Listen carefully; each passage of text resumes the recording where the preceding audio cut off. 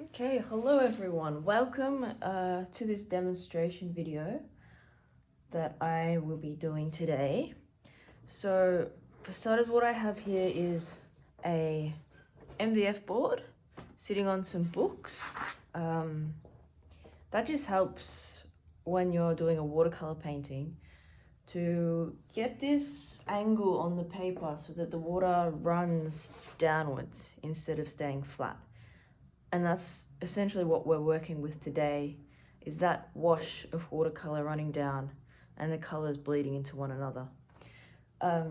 So also what I have today is a 300 GSM. Oh, you probably can't read that. Sheet of Balhong paper, and it's a medium grain paper. It's similar to Ash, and it's a very good paper. Like Ash is the best paper. Balhong is good, but the price tag is much cheaper. So it's very good when you're starting out and you want a good paper to work with that isn't as expensive as the very best. So once we've done that, we put the tape around the paper to hold it in place and to stop it from warping when we're working with too much water. So as you can see, today I am going to be painting this picture here. It's from a sketch that I did when I was in Greece, in Santorini. And I thought it would be good because we can try and get some reflections in there. Look at how the sky comes down into this purple mountains of the distance, and that is the town. And then this cliff in the front, and the rocks, they're mere suggestions. You really don't need to go into much detail to get them to work. And I'll also show you my palette today. The colors I use are, this is French ultramarine or ultramarine blue. I have cobalt blue next, goes into cerulean blue, which is a great blue because it's got a bit more opaqueness to it. Australian turquoise, also a little bit more opaque than the transparency of these other colors. I have a Winsor blue from Winsor & Newton brand. I think it's specific to that brand that they make that blue. I have burnt umber, burnt sienna, a permanent rose, red scarlet, cadmium scarlet red. I have lemon yellow, which I don't use all the time. Aurelian, that is a great color with very good transparency. And I use raw umber here, which is beautiful in skies to get a really kind of warm yellow background of the sky coming through. It's great for sunsets and just on that day where the sky's a bit overcast and you've got that warmth coming through.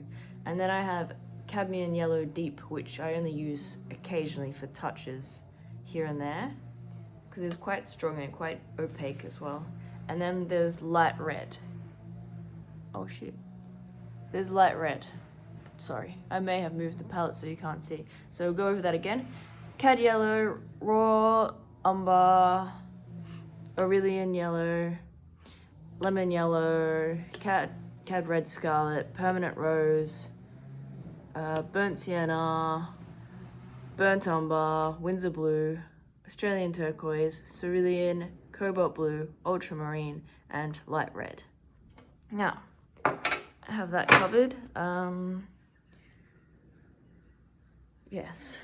So I also have a handy sponge, which is great. Oh, this one as well. They're great when you have too much water on the brush and you need to wipe it off.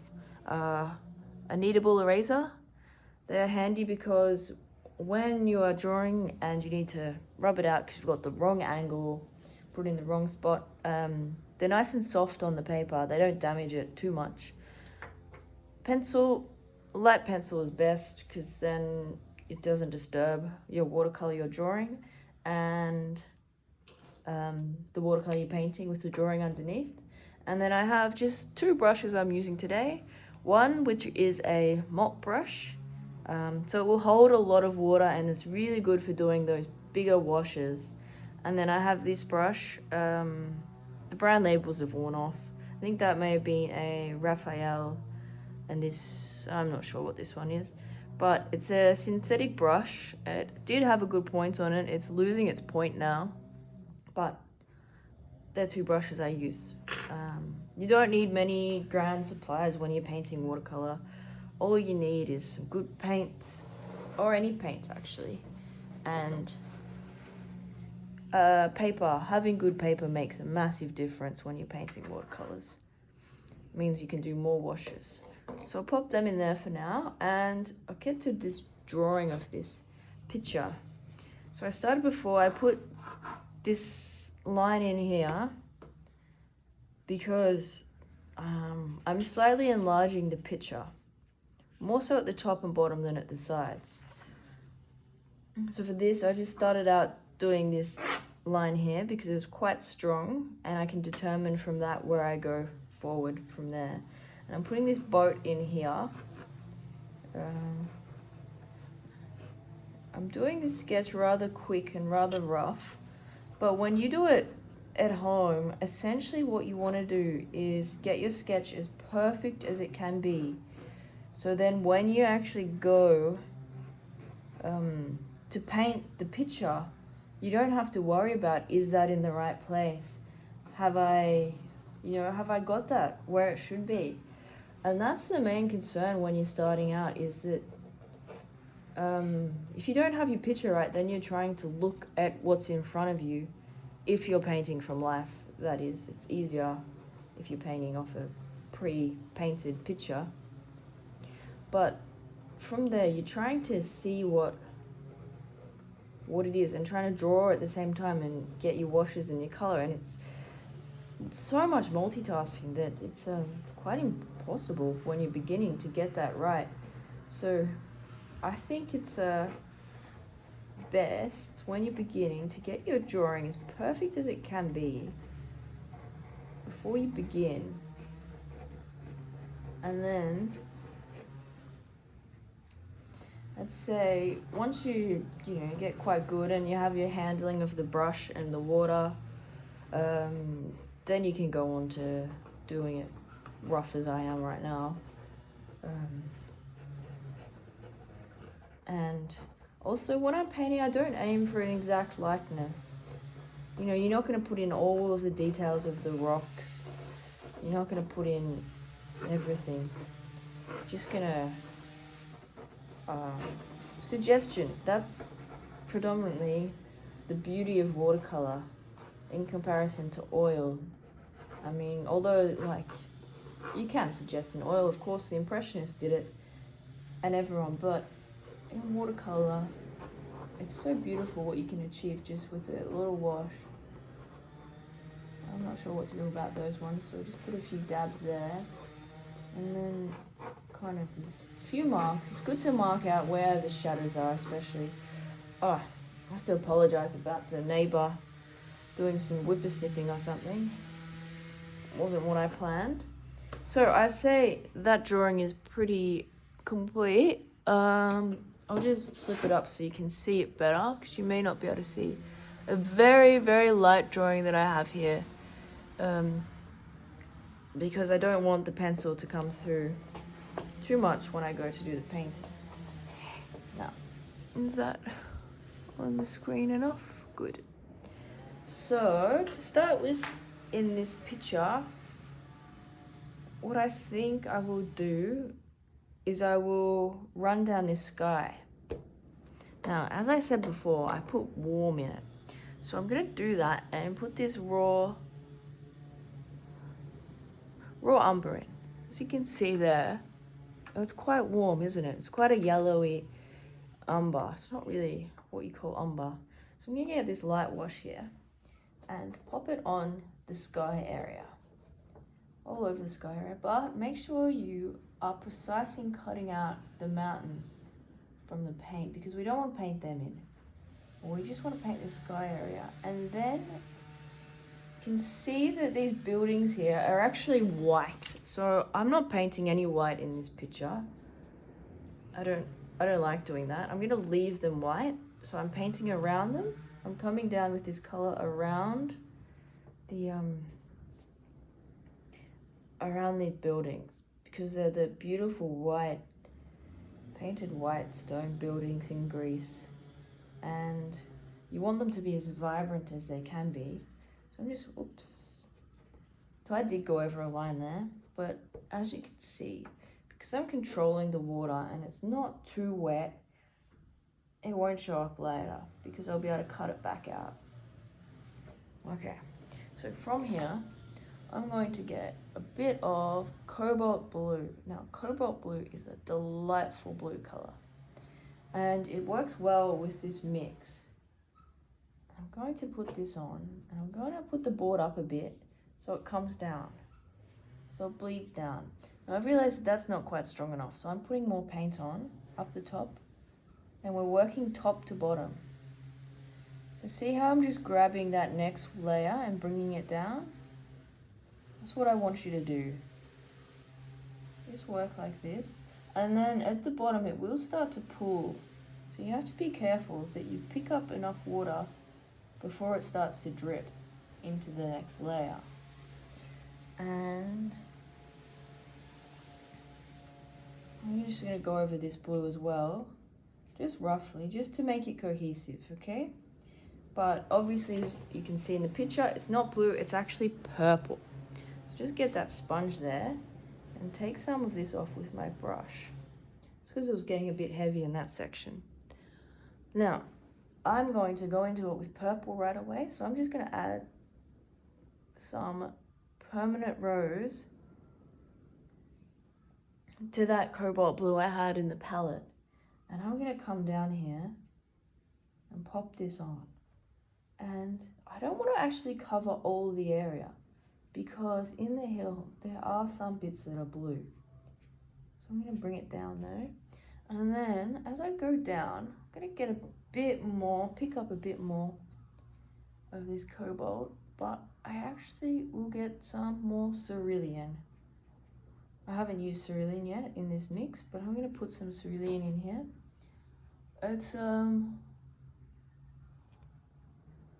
less warm, it's more of a cool blue, like it's more of a yellowy ocean blue than the cobalt. Cobalt's quite warm, where ultramarine is the warmest, I'd say, but cobalt's quite solid.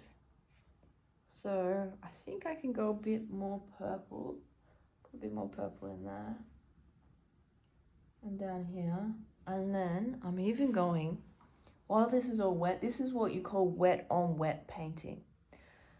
So the whole, what I'm working on is not dry. The section I'm working on is not dry. So I'm gonna let that dry, but I probably won't touch the sky again because I don't think it needs it. You can let it dry and then go back over it with a darker layer, but in this instance, I just don't think I need to do that. I'm gonna put some darker bits here. I want it to be more of a yellow, so I'm gonna maybe get that umber. Get that umber and put it there. When, you have to be careful actually, when you are working wet on wet, if you don't want the water to all become cauliflowers and for it to all merge into one, ideally you put on, when you're painting, your brush has to have less water on it and, in a sense, more pigment. So, or just less water. Because if you put on more water, then that water will take over and will spread all the other pigments out of the way. So you'll lose what you've just done, and also that's what creates what they call these cauliflowers. And if you've painted in watercolor, you will know what they look like because you will have made them, and they do look quite like cauliflowers actually. So we go from here. I'm just putting some of these dark bits in to try and get a bit more definition in this mountain. And try and bring it out of its own place. I think that needs a bit more purple there. Also, what I'm going to do at this moment is push this up. I'm also going to make it lighter on the brush, so I'm having less water on the brush. I'm going to push some of this up so that it's cohesive and you can tell that they're actually building. So I'm going to work into these just a little bit now. I probably should use a finer brush, but I think this is okay for today. How do you make them look like buildings? Put some lines on them, suggestions. I will get this other brush and I will put it so I can get some cobalt blue. I think I want some cobalt blue. That might be better. Some darkness. Not every place has all this darkness, so it's pretty strong that I've got on. I've got straight cobalt blue. I haven't really diluted it this time. So I'm just gonna put that there. See how that looks for now. I reckon I could go into this a bit more. But I think I can also wait for that all to dry. So, watercolor is about having fun. You know, we can be serious, but we can have fun. Oh, look at that beautiful yellow coming through now. Oh, maybe you can't see it. But, it's really got this lovely yellow coming through. So, you'll see it on your own work. It's a raw umber. It's a beautiful color and it's very transparent and it's very forgiving. So, it works quite well. What I'm going to do next is I'm going to paint this cliff. So I need to get that murky color, which I'll make by adding quite a few colors together.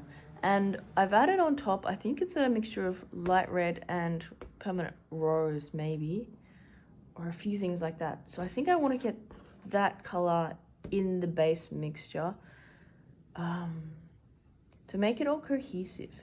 So if I use like a green and then a different color that didn't have the same colors within that mix, it wouldn't look cohesive and it wouldn't look like it belongs, okay? So that's the challenge now, is when you're doing something and you're putting shadows on that thing, the shadows are the same color, but they're darker versions of it. So you'd usually keep that base color, but add more blue to it, more brown, red to it. But you have to keep that base color as part of the mixture that you're mixing. So I've just got some, what have I got? Australian turquoise and cobalt blue. I'm gonna add some burnt sienna. My paints are actually a bit dry today. I added them fresh yesterday, but it always helps before you begin to paint. I add some light red as well. If you get a spray bottle and spray them down 10 minutes before you go to paint. I mean, in the meantime, you can just make a cup of tea or something, but I suggest, or just go over them with a wet brush, like drip water into them. I really suggest doing that. So I've added a bit of yellow, and I see that it was the wrong yellow. So I added some raw umber and then a bit of cadmium scarlet, and now it's come quite red. So I think I want to get it back to that blue again. I add some cerulean as well. This is how I make all my colors. I just mix until I get it right. I think that's quite good. I might add a little bit more raw umber. But yeah, I like that color. It's slightly different to what's there, but I think it will work. So I'm just going to spread this all over the paper. And then I have to be careful with this edge because the blue's still a little bit damp, so I don't want it to go over too much. And there we go, we've got our first run. First sprinter. Trying to get to the finish line. So, and this bit here, this section here is quite in the shadow, in the dark. So what I can do, just go down with this. So it doesn't matter. We'll go over this with very dark black, or not black, but a very, very dark color later. So I can just pop that in. Because when we're going over something with a darker color, you have to be aware that sometimes the color underneath will show through, but most of the times it won't. And anyway, I want to give this whole rock this one color coming down. See, it's hitting this edge here and it's bleeding a tiny bit, but that's okay because I'm going over darker later and I can just redefine those rocks and make it have a harsh edge, where right now it will have a soft edge. So, see, that looks better. Oh, and I've just picked up some yellow off somewhere off my palette and it's gone into the rock, but that's good. That's completely fine. It's probably not dark enough, this rock, so I'm going to add a bit more blue to a bit of brown. And I'm going to hit it again in spots because, you know, when you see rocks, they're all different colors. So you want to add a bit of texture to it as well, which is what's happened here.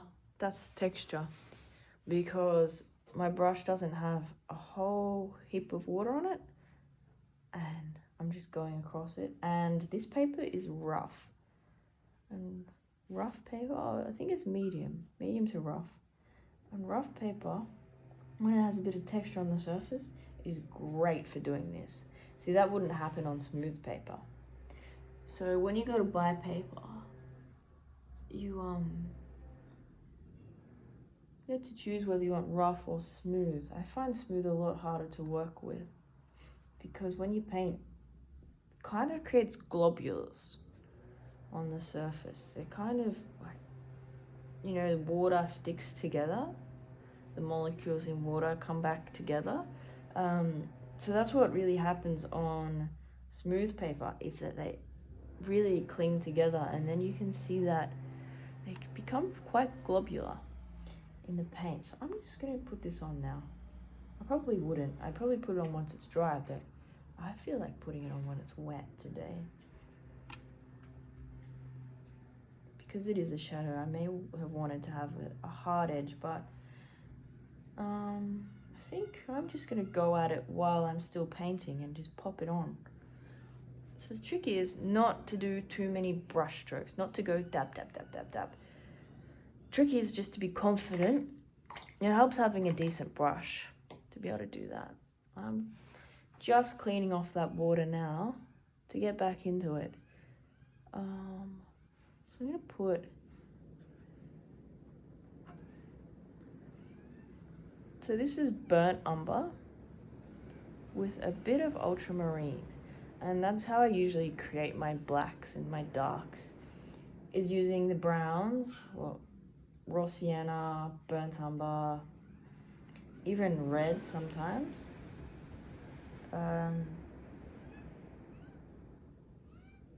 Even that cadmium scarlet I use sometimes.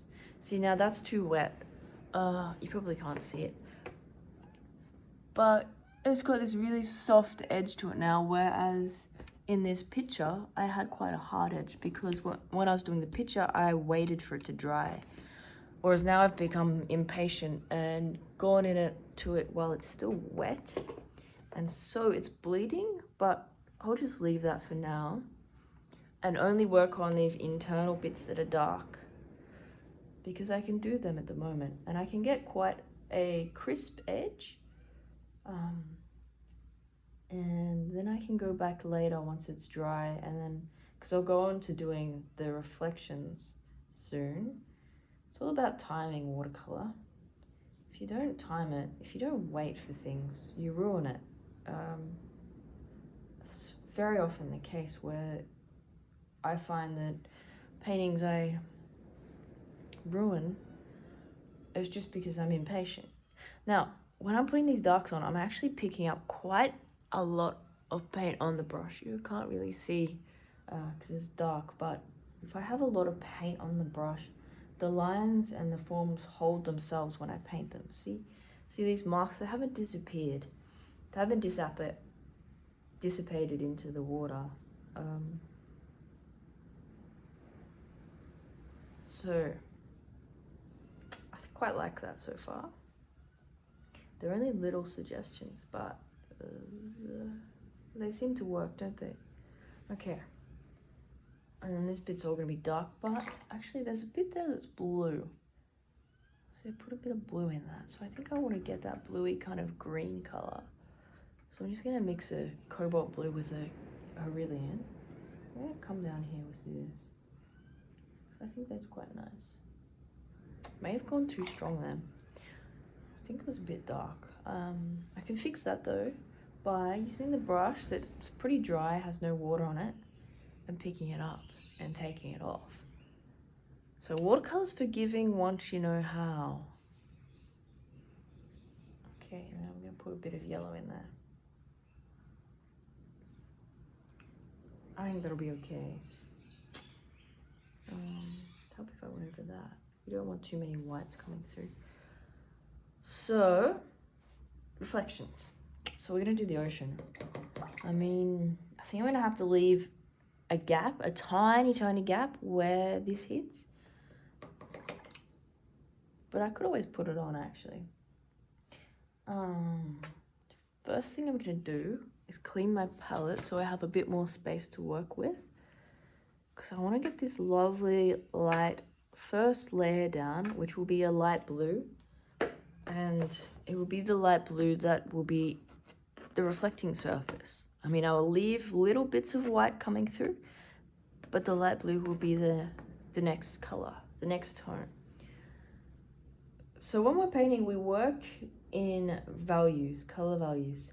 And what I mean by that is when you squint your eyes at something and the tone of that thing is the same. So I'd say they have a similar color value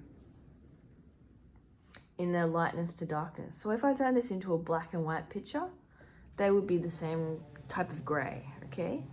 That's what I'm meaning here. Whereas the rock is darker, but in mine I haven't really made it that darker yet. They're quite similar color values actually. Hopefully that changes once I put that dark in there, but we'll see. And then the ocean, that is quite dark also. It's actually similar to the rock when you think about it. So when you're painting watercolor, you can always do like a 3-wash value study where you paint the lights in, you paint your mid-tones, you leave your lights as white, you paint your mid-tones, and then you paint your darks. So it's really simplifying all of the forms to just values of light, medium, and dark in their darkness.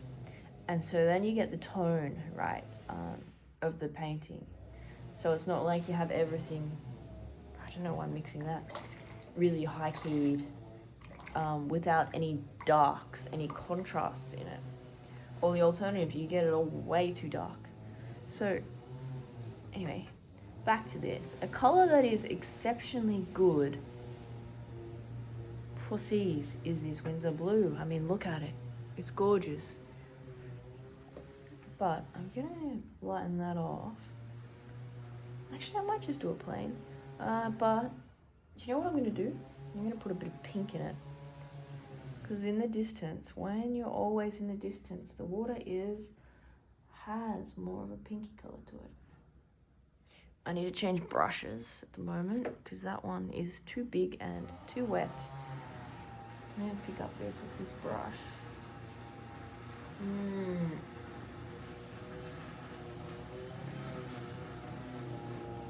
Oh no. And you see what just happened there? That just came up onto that. So it is too wet to work with. But I'm gonna bring it down. I'm gonna pull that back off. Because I can. I think I'm gonna have to go over the sea again with another stronger color to really get that darkness later. So I might be able to fix it then. Okay? So you see what I'm doing? Now, tricky bit comes when I go this way. Now I can go back to my bigger brush. I have to stop. This whippersnipping's too loud. Okay. Well, now that the gardening has stopped, we can get back at it. And what I forgot to do before was wipe away that this mark here, you know, when it was running down. So I don't know if I can get away with that now. I don't think I can, but I'll cover it up later when I come back in to do that.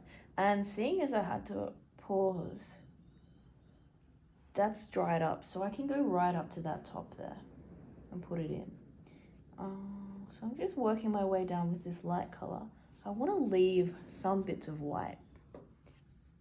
Okay, and I'm going to go back into it in a second with a bit more yellow in this blue in sections, because actually when I was doing this study I didn't get it right, because all this is in the shadow, so there's this reflection of the cliff coming down.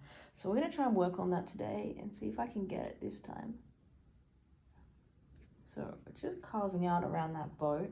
Oh no, I should have left some white reflection of that because of the buoy. Because the buoy is white, isn't it? With like a red stripe. So this is just very rough what I'm doing now. I'll make sure I'm going to go around this buoy and leave some white reflecting this way, because the light's coming from here, coming from behind, and it's going to reflect upon that. So I'm just going to carve it out like that and then go around the sides of it with this color, get a bit more color, just like something like that, you know. And you know, it's a bit wonky because when you're on the sea, it goes up and down, so it needs to be wonky. Right, this boat may have made the base a bit fat, so I'm going to bring that in, and in doing that I can get a bit of white. I hadn't thought about that, but I can do that. Get that white there. So now I've done that layer, and this is a bit obscure, but hopefully in the end it will come out okay. I'm gonna just try and take some of that white off. See, what you can use is a paper towel or a tissue, get a nice point on it, and go back in. And see that? See what I've done there? I just wiped it away. I mean, it won't be the pure white of the paper, but it will be better than nothing. So now while it's still wet, I'm going to go back into this because there is yellow here. I've put yellow in it, but I think what I need is, if I look at the colors of this rock, what colors are actually in this rock? I think this color is quite, it's in the rock. So I think I can put some of that in the water while it's still wet, and bearing in mind that my brush has hardly any water on it at the moment. So what I'm doing is pretty much just drawing this color in, but I need to keep the blue as well, so you need to be careful with how much you do. And I'm trying to get this reflection here, because that comes across there, doesn't it?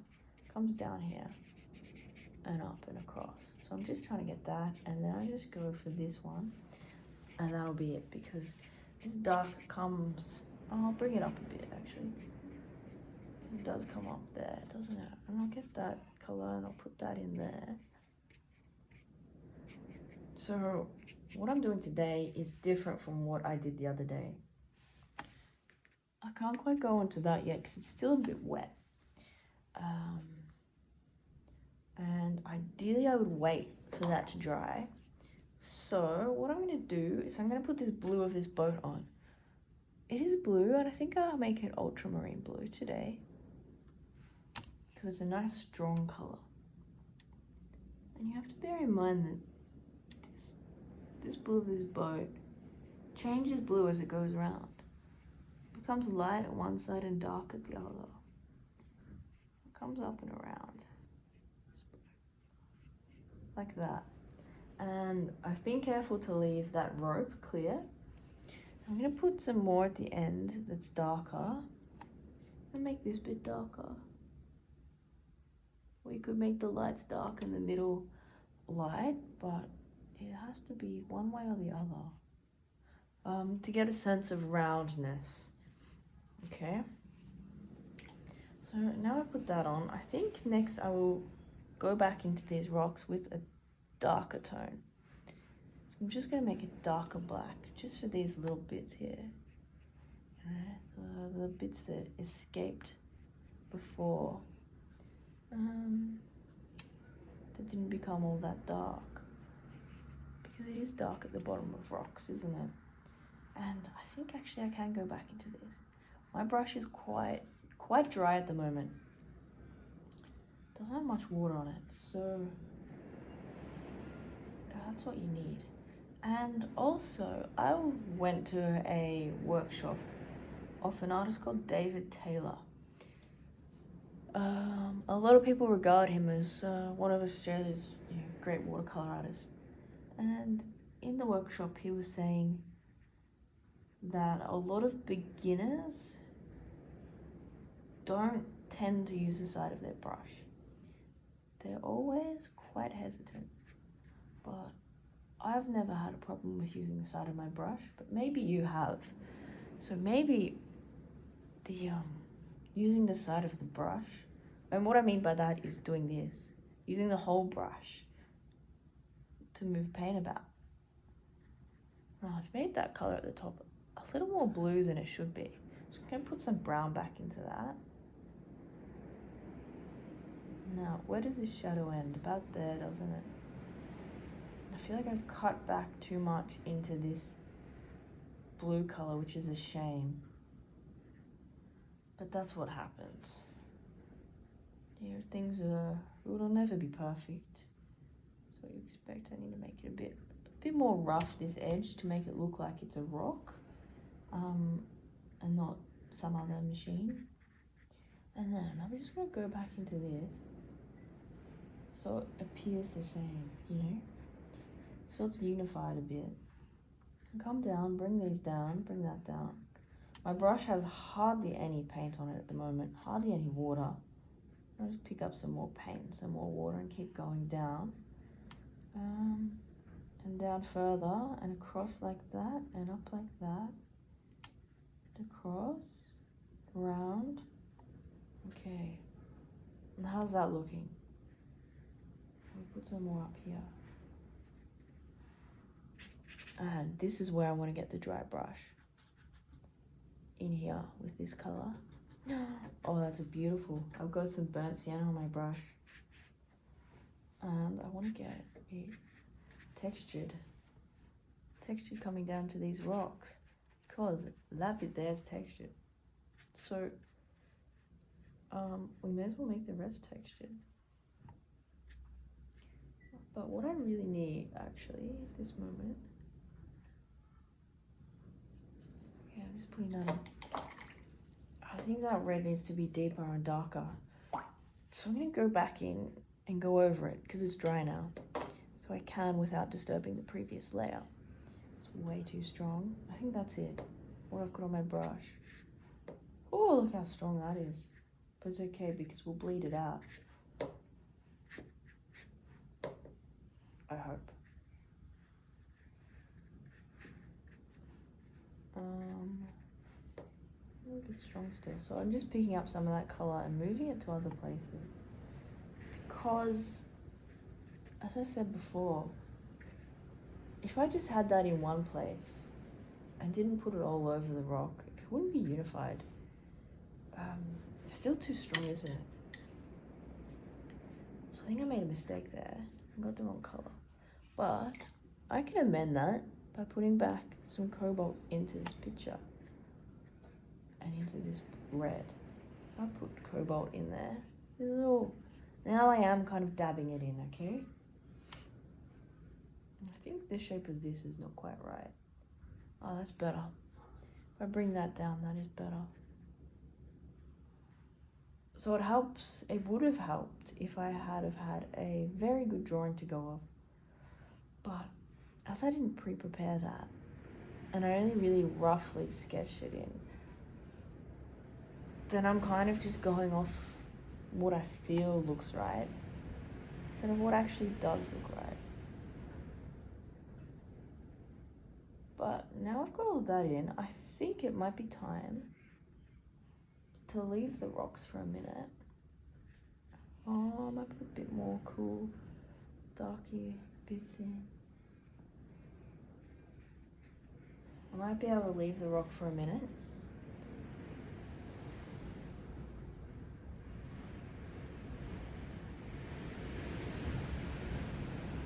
And I might be able to go back to the water because it's not bad. It's only a tiny bit damp, so we can work back into this.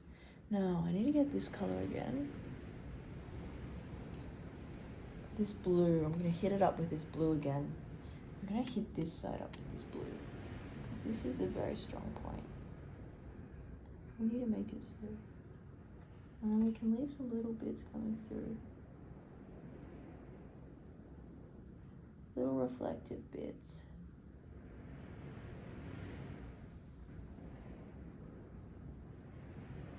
When you're doing an ocean, you want to make sure, well, this isn't a horizon line because it's going up to the buildings, the cliff, so it's okay. But if you're doing a horizon line, you have to get it straight. See what I mean? Like beforehand I did that and you can't really notice it now. So I'm only going to leave a few little bits of white because there's not many white patches here, honestly. It's mostly this second degree, which will become darker as I go along. I'm going to put some over here now.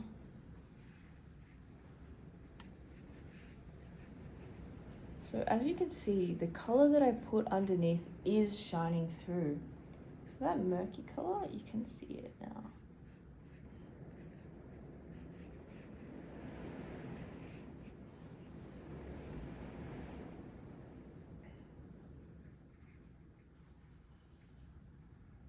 What I want to do here with this boat is leave the whole section a lot lighter than the other things.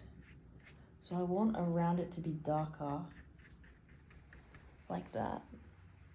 See what I mean? And then this bit can be light as well. But it's gonna have some darks in it. So I'm just gonna add, this brownie mix that I had for the rocks. I'm gonna put that directly in it. Like that. Look at that. How great is that? Superb. And then this guy, he comes around and you try and echo and follow the shape of the rocks. I find that helps immensely. I'll put that there, put that guy there. So it looks like I'm actually reflecting that guy as well. And then I think we get rid of that brown now and we go back to blue and we bring the blue up because the blue's nice. We've done enough brown, I think. So we can get this blue coming up and around there. That blue coming up and around. And we'll bring it across into that shadowy bit. And I mean, we kind of ease this off eventually because the shadow of that doesn't go on forever. It goes on for a bit, but not forever. And we'll pop these in. Oh gosh, this is rough, isn't it? It's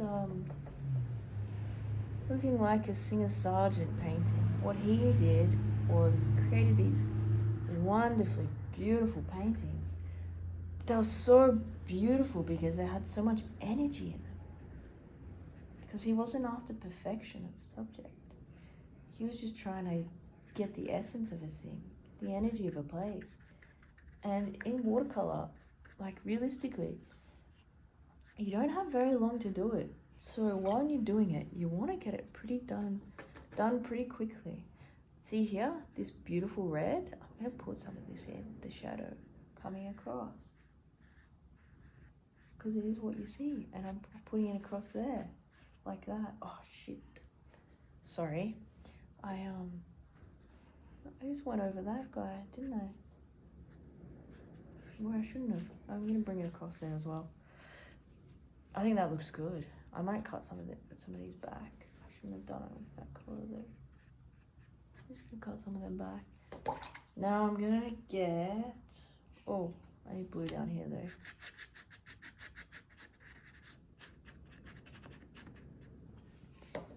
Because I've lost that boy, didn't I?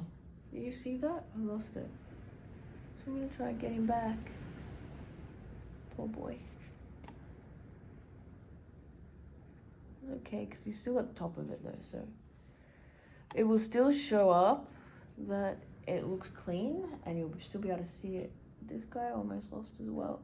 It's so easy to lose boys when you're working quickly. Like, so easy. And I'm gonna put a bit of dark around it, just to define it a bit more with the rest of the things. Which I might take a bit off.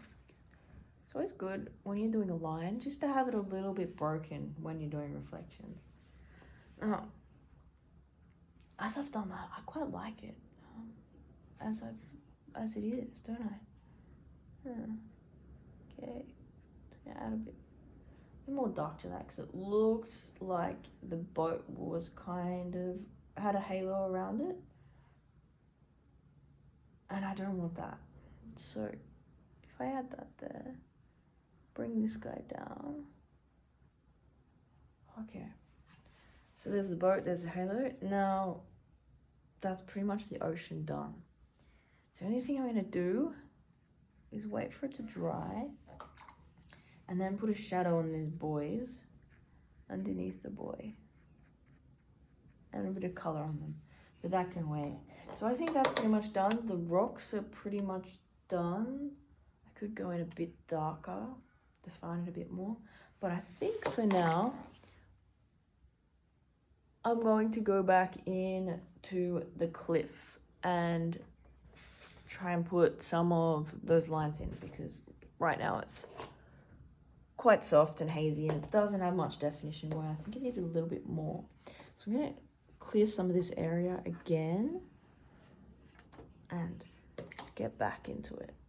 So it's mostly, when you think about it,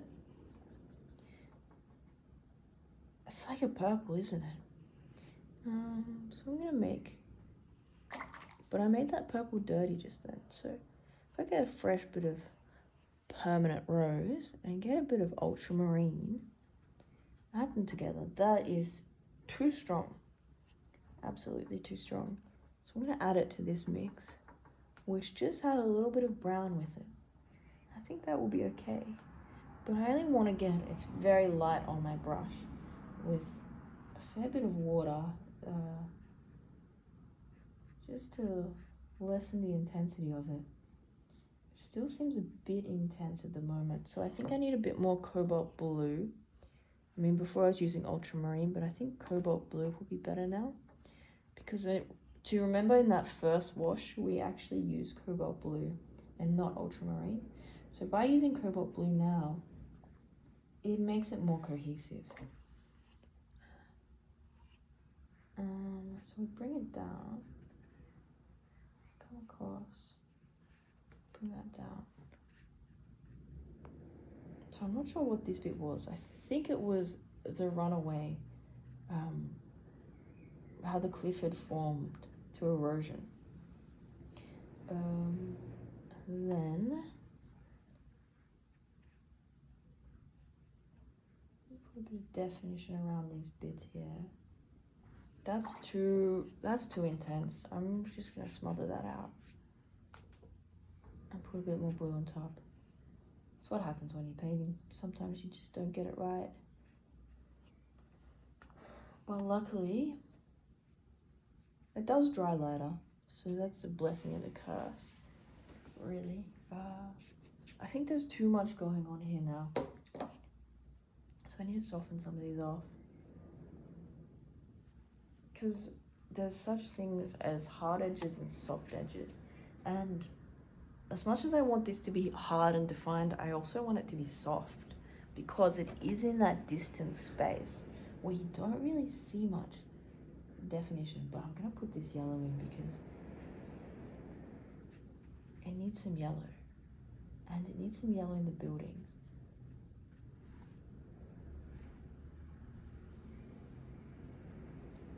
Okay. Oh, and this one's up here.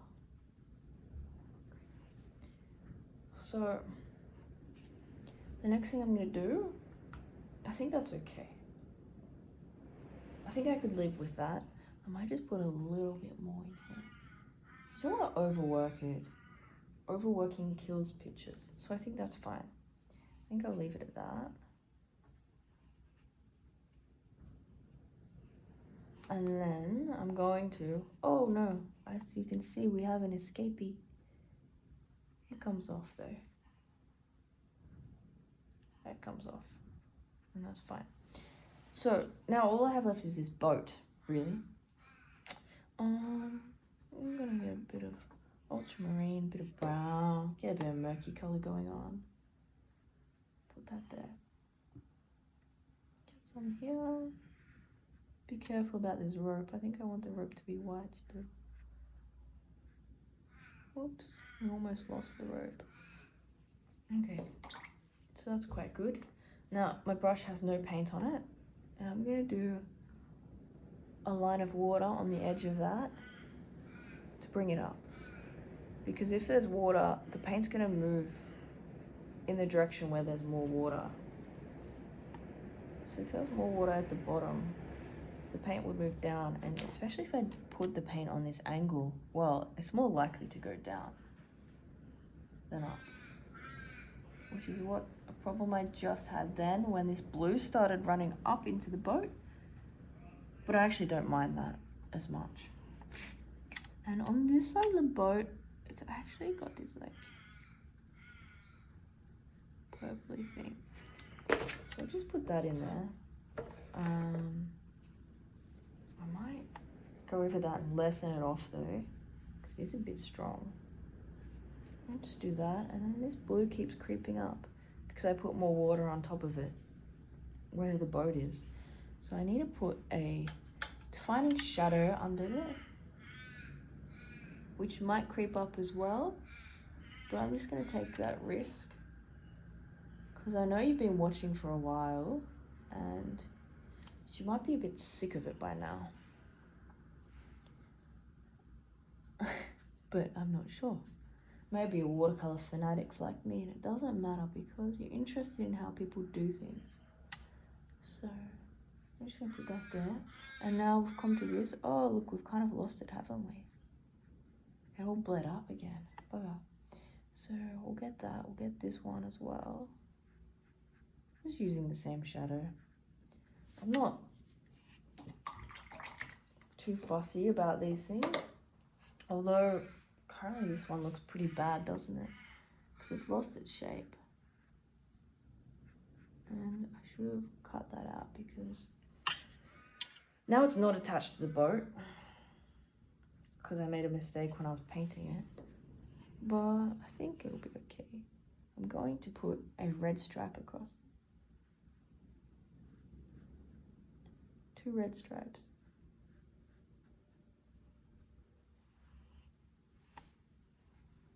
Do I want a red stripe across this one? Maybe, but I think I want it to be a black stripe, to be honest. Not red.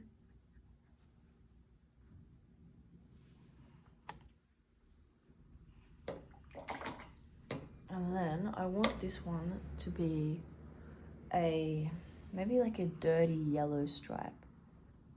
Dirty yellow, quite a few stripes actually. I've got it on the picture. On the one I did when I was in Greece. I had a few stripes on that. So I put that there, I bring this down. Oops, shit. I picked up paint when I did the wash, in the previous wash. I'm just gonna bring that like that. Get to the fiddly stages of things now, don't we? And this is where you ruin it. So essentially I'm not going to work on that all that much more. Let me put that in. Put that in now, I have to. I might bring that down a bit.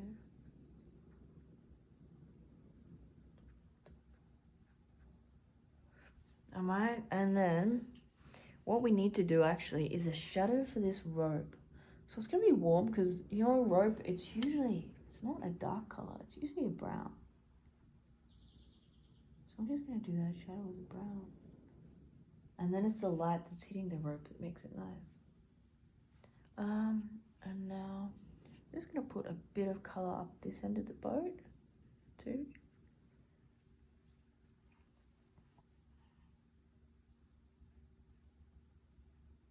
So you can tell it's a boat.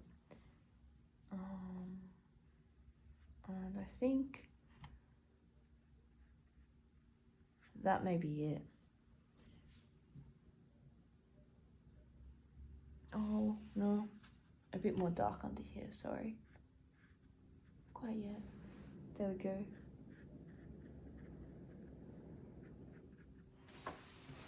What do we think?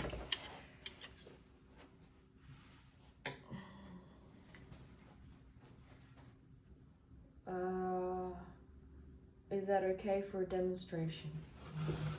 Well, I hope today that you have gained a lot of knowledge, the palette, and that it's helped you and given you confidence and shown you how I do things, shown you a way to do things. So, as always, it is the most delightful thing when you take off paint finally, and then you get to see what you have created without the border of the color. And to be honest, it always looks so much better when the tape is removed and you have the finished result. Voila. They're different, but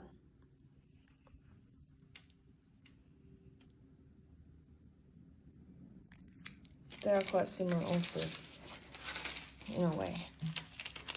Yes, my shadow was in the way just before. So there's the painting. And thank you so much all for watching today and coming along with me on this ride. We've had interruptions with the whippersnipping, with my camera falling off the stand and many things, but I'm glad I had this opportunity to share what I love with you, and I really hope you just continue and you profit from this video and it inspires your creativity. So I just want to say thanks and farewell. Goodbye.